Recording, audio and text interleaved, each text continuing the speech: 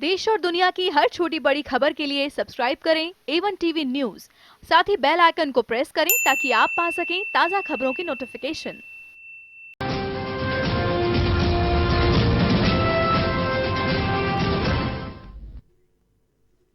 नमस्कार, मैं हूं नीरज मेहरा और आप देख रहे हैं A1 टीवी का खास कार्यक्रम खास मुलाकात में हम बात करेंगे श्री डूंगरगढ़ विधायक गिरधारी मैया जी से।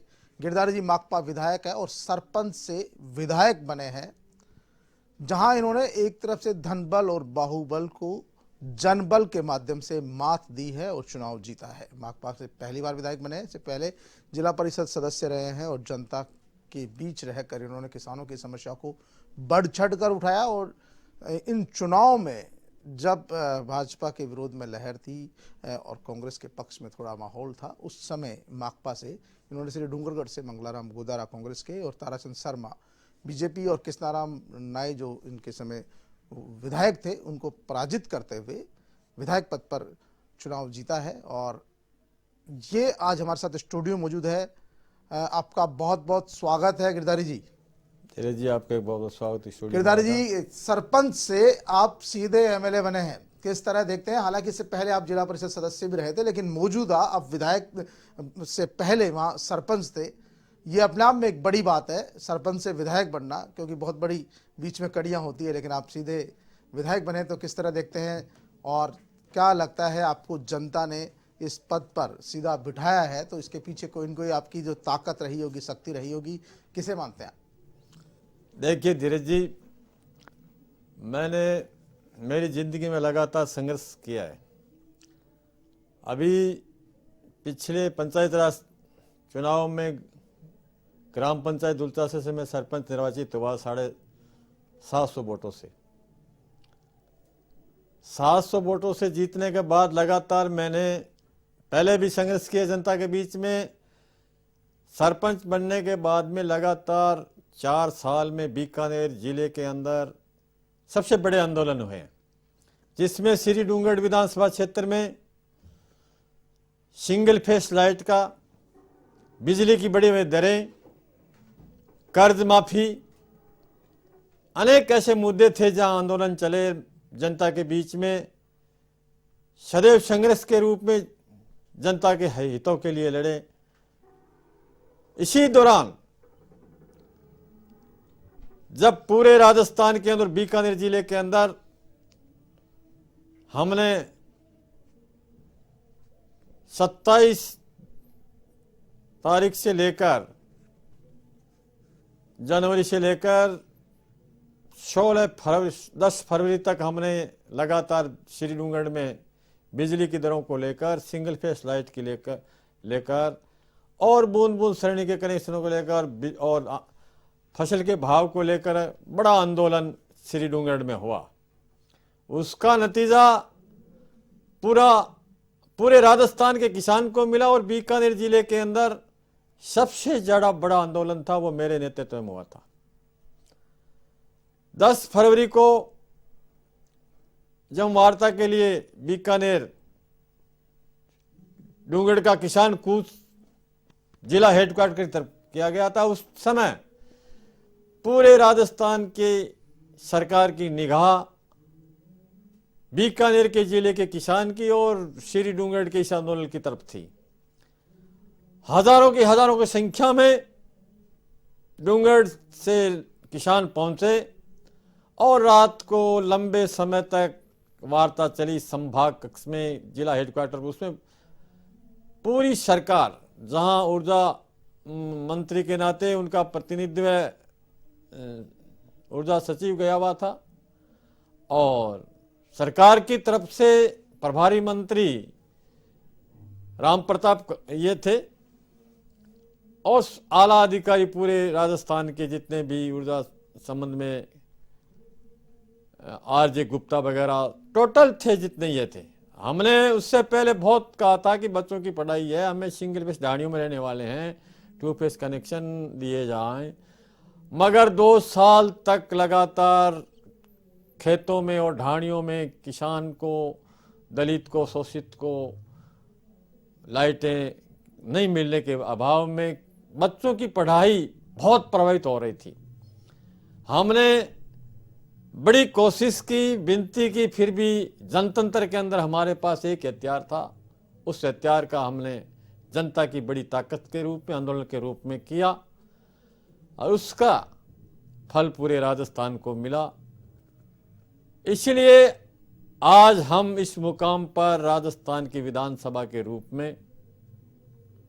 गिरधारी जी, बिल्कुल आपने जो संघर्ष किया, जनता ने आपका साथ दिया और जनता के साथ की बदौलत ही आज आप विधानसभा में श्री डूंगरगढ़ विधानसभा का प्रतिनिधित्व कर रहे हैं। अब क्या लगता है, जनता के वायदों पर किस तरह से खरा उतर पाएंगे? क्या आपकी प्रायोरिटीज रहेगी, प्राथमिकताएं क्या रहेगी? क्या लगता है जिन वायदों को लेकर आपने संघर्ष किया, सड़क से लेकर प्रशासन तक, उन वायदों पर किस तरह खरा उतरेंगे? क्या रोड मैप तैयार किया आपने कि अब मैं उन जनता की, जिस जनता जनार्दन ने आपको विधानसभा पहुंचाया है, उनकी मांगों की समाधान के लिए अब मैं विधानसभा में प्रयास करूंगा? कौन कौन सी बातें ऐसी है जो आपने प्राथमिकता रखी है, जिनको प्राथमिकता देंगे आप? देखिए धीरज जी, हमारे श्री डूंगरगढ़ विधानसभा क्षेत्र में सबसे ज़्यादा ट्यूबवेल क्षेत्र है। उस ट्यूबवेल क्षेत्र के अंदर 20,000 लगभग ट्यूबवेल्स आते हैं। सबसे ज़्यादा मूंगफली पैदा होती है, चना पैदा होता है, कनक पैदा होती है। उस सूरत में हमारी प्रथम प्रायोरिटी रहेगी बिजली सस्ती मिले और फसलों के दाम सही मिले। सपोर्ट प्राइस जो सरकार ने निर्धारित कर रखे हैं, उन सपोर्ट प्राइस से सरकार फसल किसान की खरीद करें। और हमारी ये साथ में ये भी मांग है, बीकानेर जिले के अंदर 70% लोग बारानी पर निर्भर करते हैं, 30% लोग सिंचित खेती करते हैं। आज तक आज़ादी के बाद जो भी प्रतिनिधि बीकानेर जिले से या श्री डूंगरगढ़ विधानसभा क्षेत्र से बना है, आज तक इस कमज़ोर तबके के लोगों की, जो कमज़ोर किसान हैं, जो बारानी पर निर्भर है, मुख्य फसल वहाँ मोठ और ग्वार की होती है, आज तक किसी भी प्रतिनिधि ने, किसी भी सरकार ने ये बात नहीं की भी हमारे क्षेत्र के अंदर 70% पर लोग जो खेती करता है वो बारानी क्षेत्र पर निर्भर है। उस पैदावार की आज तक सपोर्ट प्राइस पे शामिल करने की बात आज तक किसी प्रतिनिधि ने की। हमारी ये प्रथम बात भी होगी। साथ में बीकानेर जिले में सबसे महंगी खेती होने के वजह से ट्यूबवेल लंबी गहराई होने से, दूसरी बड़ी रेतीली जमीन होने से ज़्यादा हमें बिजाई करनी पड़ती है, तो खेती महंगी पड़ती है। हम ये चाहते हैं वहाँ या तो बिजली फ्री करी जाए ट्यूबवेल क्षेत्र पर, या फिर जैसे हरियाणा की तर्ज पर स्लैब सिस्टम योजना लागू की जाए। जैसे हरियाणा में जैसे पानी गहरा है, पानी गहराई से जो ज़्यादा था उसके किसान को ट्यूबवेल बनाने से खर्चा ज़्यादा पड़ता है, पानी सींचने से पानी कम निकलता है, पैदावार कम होती है, तो उसकी बिजली की दरें भी उस हिसाब से तय होनी चाहिए। जिस तरह हरियाणा में जैसे 20 फुट पर पानी है, 50 फुट पर पानी है, उसकी रेटें ज़्यादा है। और जैसे हमारी यही मांग है, पश्चिमी राजस्थान के अंदर जहाँ पानी गहराई से सिंचाई होता है, किसान की पैदावार भी कम होती है, महंगी भी पड़ती है खेती, उस सूरत में हम इस सरकार से मांग करेंगे कि या तो तमाम बिजली फ्री की जाए उस किसान को, या स्लैब सिस्टम पर हरियाणा की तर्ज पर स्लैब सिस्टम की योजना का लाभ दिया जाए। बिल्कुल गिरधारी जी, आपने दो मुद्दे उठाए हैं। हालांकि अभी हाल ही में जब मुख्यमंत्री अशोक गहलोत के नेतृत्व में कांग्रेस की सरकार बनी है, तो कुछ बातें रियायतें देने की बात कही है, बिजली के बिल नहीं बढ़ाने की बात की कि 5 साल तक बिजली के बिल नहीं बढ़ाए जाएंगे, कर्ज माफी की बात की है। कर्ज माफी को लेकर भी लगातार बैठकों का दौर जारी है और एक मापदंड तय हो जाएगा कि किस किस किसान का कर्ज माफ होगा, किस रेंज में होगा, किसको उसका लाभ मिलेगा, कौन कौन उस क्राइटेरिया में आएगा। इन सब बात पर शायद चिंतन मंथन चल रहा है और आने वाले 2-4 दिन में ही ये सामने आ जाएगा कि किस तरह के किसानों को उस कर्ज माफी का लाभ मिलेगा। खास मुलाकात में चर्चा जारी रहेगी, लेकिन मिलते हैं छोटे से ब्रेक के बाद।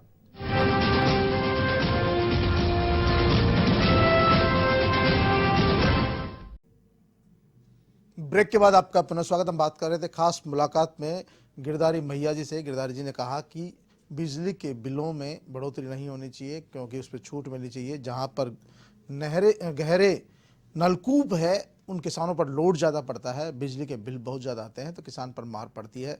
कुछ फसलों की बात की, जो बारानी फसलें होती है उनका समर्थन मूल्य पर खरीदारी नहीं होती है तो उनसे भी काफ़ी किसानों को नुकसान होता है। गिरधारी जी, अभी किसान सरकार ने कर्ज माफ़ी की बात की है कि कर्ज माफ़ी की जा रही है, कर्ज माफ़ी का फ़ायदा किसानों को मिलने वाला है। उन्होंने सरकार ने ये भी कहा है कि किसानों के जो है बिजली के बिल आगामी 5 साल तक नहीं बढ़ाए जाएंगे, तो कहीं ना कहीं किसान को लाभ तो मिल रहा है। गिरधारी जी, देखिए धीरज जी, वर्तमान सरकार ने जहाँ किसान की बात की है कि हम, जब इनके ने मैनिफेस्टो में ये क्लियर कहा था, मैनिफेस्टो में भी है, लीडरों में भी कहा था कि जब हमारी गवर्नमेंट बनती है तो निश्चित रूप से हम 10 दिन के अंदर हम कर्जा माफ़ कर देंगे। जब इनके मंत्री भी कह रहे हैं कि हम पहली सरकार है, दूसरे तीसरे दिन शपथ लेते ही हमने कर्ज माफ़ कर दिया। अभी तक इसका रोड मैप सॉल्व नहीं हुआ। अभी आज उन कर्ज माफ़ी के लिए कमेटी गठित की है और वो विचार करेगी। तो हमें तो ऐसा लग रहा है जिस तरह अगर इनके राष्ट्रीय अध्यक्ष राहुल गांधी जी ने कहा था, अजमेर में कहा है, किशनगढ़ वहाँ मीटिंग हुई तो वहाँ कहा था कि राजस्थान के अंदर कांग्रेस की गवर्नमेंट बनती है तो हम 10 दिन के अंदर किसान का पूरा कर्जा माफ़ कर देंगे। गवर्नमेंट बन गई। अभी अशोक गहलोत जी ने घोषणा की हम 2 लाख के कर्जे माफ़ करेंगे। तो पहली बात तो ये उनका मैनिफेस्टो में जो कहा था वो उससे वापस लौट गए, उसमें खरे नहीं उतरे। अब 2 लाख के कर्जे की बात करें, उसमें सीलिंग डाल रहे हैं। लघु और सीमांत कृषक वो डिफाल्टर या बिना डिफाल्टर की बात कर रहे हैं। अब ये हमें इनमें कुछ शंका नजर आ रही है कि निश्चित रूप से जिसने पिछली सरकार ने 50,000 कर्जे करने की बात की थी और वो किसान प्रतिनिधियों के बीच में बैठ के बात की थी, किसानों ने 13 दिन राजस्थान के चक्के जाम किए थे और क्लियर कहा था कि हम 50,000 प्रत्येक किसान का, छोटा हो बड़ा हो, चाहे सहकारी बैंक हो चाहे नेशनल बैंक हो, टोटल का कर्जा माफ़ करेंगे। मगर उन्होंने सीलिंग डाल दी, तो सहकारी का नाम डाल दिया कि सहकारी बैंकों में उनका हम कर्जा माफ़ करेंगे, उसमें का फिर लघु और सीमांत तक उनका करेंगे।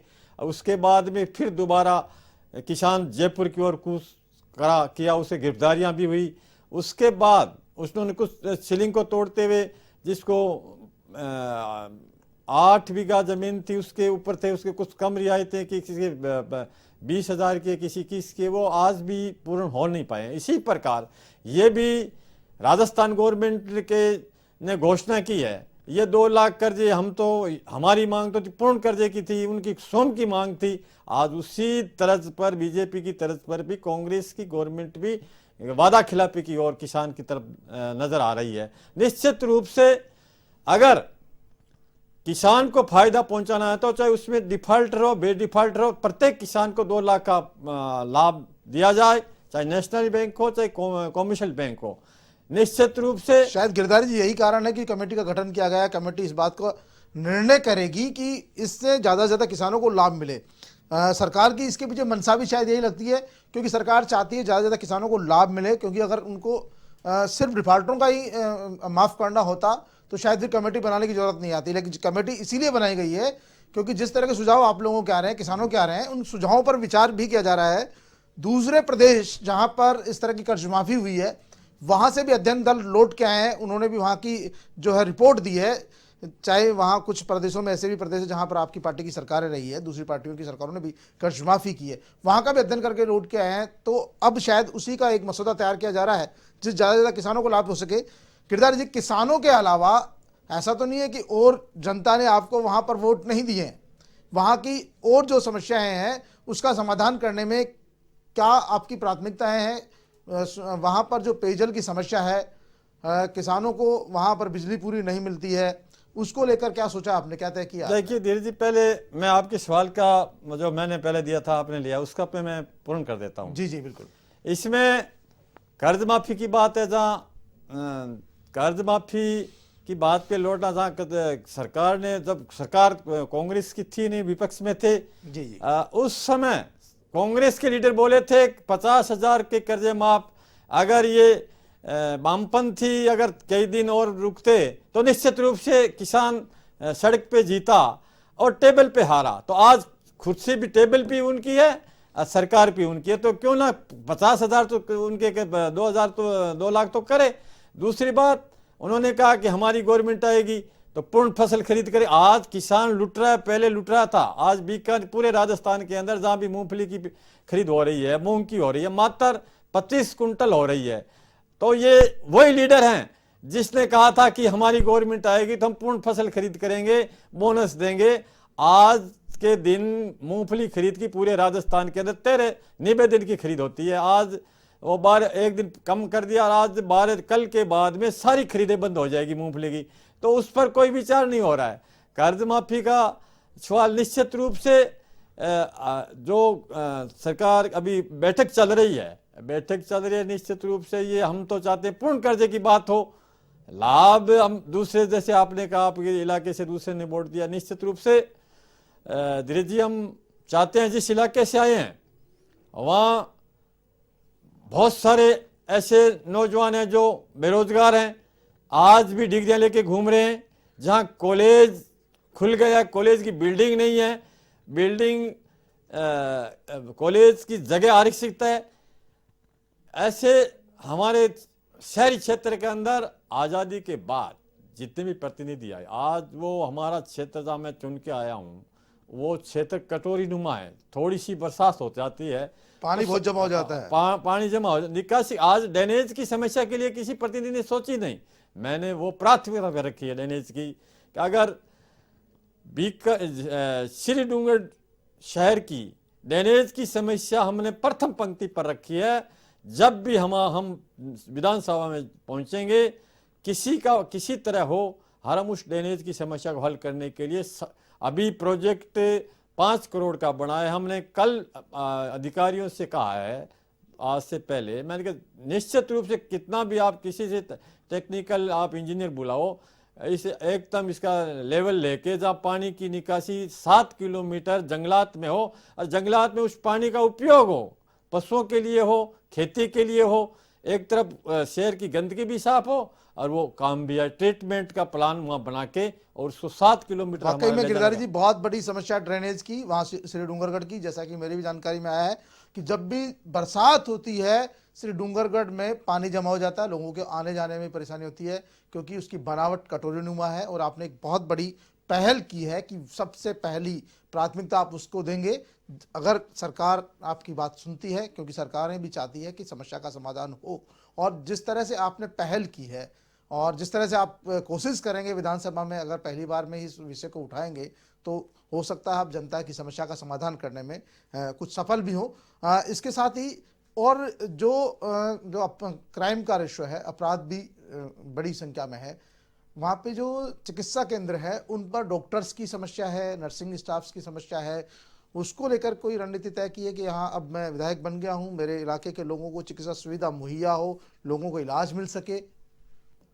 देखिए धीरज जी, मैंने विधायक बनते ही मैंने पूरे क्षेत्र का दौरा 50% किया है। 50% में आज भी जहाँ नर्सेज है, ऑलरेडी जहाँ भवन बना हुआ है, पद स्वीकृत है, वहाँ नर्सेज रेगुलर नहीं रह रही है। ये मेरे सामने आई है दिक्कतें, जनता की समस्या मैंने सुनी है। मैंने जहाँ हमारा सबसे बड़ा शहर में हॉस्पिटल है, जहाँ वहाँ आज भी पद रिक्त पड़े हैं, वहाँ लेडीज डॉक्टर नहीं है। आज अगर किसी महिला के लिए, प्रसूति के लिए वो बीकानेर ले जाना पड़ता है। इसलिए जहाँ जितने पद रिक्त हैं, हमने वो भी मेरे स्तर पर जहाँ भी विधानसभा में बात उठाऊंगा और मेरे जहाँ जनतंत्र के जनता के बीच में जाके ये भी मुद्दे उठाए जाएंगे। गाँव के अंदर कई जगह हॉस्पिटल पीएससी बनी है, पीएससी आज भी उसमें डॉक्टर पद रिक्त चल रहे हैं, ऑलरेडी है, वो भी रेगुलर गांव में डॉक्टर नहीं रह रहे हैं। उसी के लिए भी इस सरकार से, इस विधानसभा क्षेत्र, जिस जनता ने मेरे को जो प्लेटफार्म सौंपा है, निश्चित रूप से इस प्लेटफार्म से मैं इस जनता की आवाज़ की, जनता की समस्या को, मेरे क्षेत्र की समस्या को जरूर उठाऊंगा। साथ में ही अभी पूरे क्षेत्र के अंदर जैसे पिछली सरकार ने 26,000 स्कूलें बंद की थी 25,000 के लगभग, अभी वे दोबारा चल रहा है। तो उनका भी हम जहाँ ग्रामीण परिवेश है, जहाँ दूर दराज के लोग रहते हैं, कमज़ोर लोग रहते हैं, उनके बच्चे छोटे छोटे बच्चे हैं, जहाँ आज यातायात का इतना भार है हर गांव में, मान लो जहाँ कस्बे हैं, तो हम चाहते हैं वो दोबारा स्कूल भी चालू हो और वो कमज़ोर तबकों को सुविधा मिले। इसीलिए हम इस प्लेटफार्म का निश्चित रूप से हमारे दिमाग में हमारे क्षेत्र के लिए एक ऐसी विवेचना आ रही है कि निश्चित रूप से आने वाले बिल्कुल गिरधारी समय जी, में जिस तरह का आपने सोचा है, खास मुलाकात में आपने बताया कि किस तरह की आप सोच रखते हैं। आपको जनता जनार्दन ने सरपंच से विधायक बनाया है और जो संघर्ष आपने वहां की जनता के लिए किया है, उस संघर्ष की बदौलत ही जनता ने आपको विधायक बनाकर सूबे की सबसे बड़ी पंचायत में भेजा है। और आपकी मंशा है, जैसा आपने बताया, कि किसानों की समस्याओं के समाधान करने के साथ साथ आप साथ में ही जो वहाँ के ड्रेनेज की सबसे बड़ी समस्या है उसका समाधान करेंगे। चिकित्सालयों में जो चिकित्सकों की कमी है उसको दूर करने का प्रयास करेंगे। जिन स्कूलों में मास्टर्स की कमी है उसको दूर करने का प्रयास करेंगे। जो कॉलेज खोला गया था उसके भवन निर्माण और वहाँ पर स्टाफ की व्यवस्था हो ताकि युवाओं को शिक्षा के लिए दूर नहीं जाना पड़े, युवाओं बेरोजगार युवाओं के लिए कुछ व्यवस्था हो सके। इन तमाम बातों पर आप प्रयास करेंगे और आपको धन्यवाद, आप जुड़े। तो ये थे श्री डूंगरगढ़ के माकपा विधायक, जिन्होंने साफ तौर पर कहा कि सरकार ने कर्ज माफी की है, कर्ज माफी का खाका साफ हो जिससे किसानों को अधिक से अधिक फायदा मिले। युवाओं को रोजगार भत्ते की बात की है तो रोजगार भत्ता जल्दी चालू हो। साथ ही उन्होंने यह भी कहा कि वो चाहते हैं कि जो किसानों के बिजली के बिल है उनको जो नलकूप है वहां पर थोड़ी राहत देने की जरूरत है, क्योंकि कई बार नलकूपों की गहराई बहुत ज्यादा आने से किसानों पर भार बहुत बढ़ता है, उस पर पुनर्विचार किया जाना चाहिए। हालांकि मुख्यमंत्री अशोक गहलोत ने एक दिन पहले ही सभा में कहा था कि वो राजस्थान में 5 साल तक किसानों के बिजली के बिल नहीं बढ़ाएंगे। कर्ज माफी के लिए जैसे कि कमेटी तैयार जल्दी ही मसौदा तैयार कर देगी, उसका फायदा मिलने वाला है। लेकिन फिर भी गिरधारी जी मैया का भी कहना है कि वो सूबे की सबसे बड़ी पंचायत में इलाके की तमाम उन छोटी बड़ी समस्याओं को रखेंगे जिसके लिए जनता जनार्दन ने उन्हें विधानसभा भेजा है। खास मुलाकात में आज के लिए इतना ही। ताजा तरीन खबरों के लिए देखते रहिए A1 TV।